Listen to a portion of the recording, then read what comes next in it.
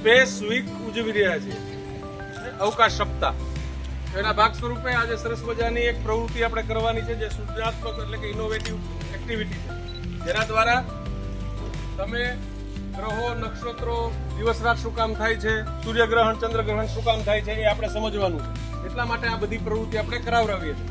તમને સરસ મજાના ગ્રહો, નક્ષત્રો બનાવી એક પ્રવૃત્તિ કરી અને ખગોળશાસ્ત્ર છે કે એસ્ટ્રોનોમી અને સ્પેસ એટલે અવકાશ વિજ્ઞાન એ તમે આત્મસાત કરી શકો એટલા માટેની આ પ્રવૃત્તિ છે. અને આ પ્રવૃત્તિ દ્વારા આપણે સ્પેસ વીક ઉજવી રહ્યા છીએ.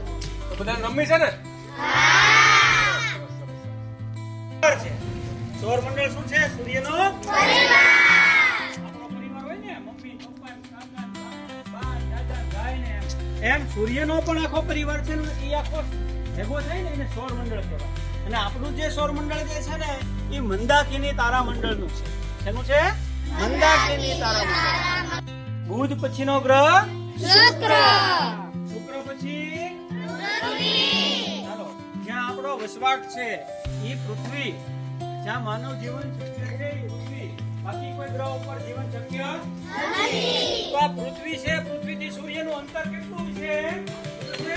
15 કરોડ કિલોમીટર. કેટલું? 15 કરોડ કિલોમીટર. છતાં એનો 8 મિનિટ. સૂર્યથી પૃથ્વીનું અંતર કેટલું? 15 કરોડ કિલોમીટર. કરોડ કિલોમીટર. કોણ છે? શનિ. શનિ. શનિ કોણ છે?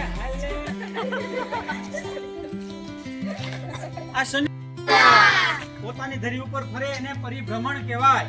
પોતાની ધરી ઉપર ફરે એને પરિભ્રમણ કહેવાય. અને સૂર્યની આસપાસ ગોળ આખું ચક્કર મારે એને પરિક્રમણ કહેવાય.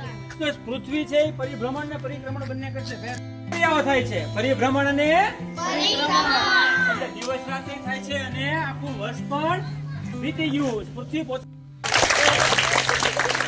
પૃથ્વી થાય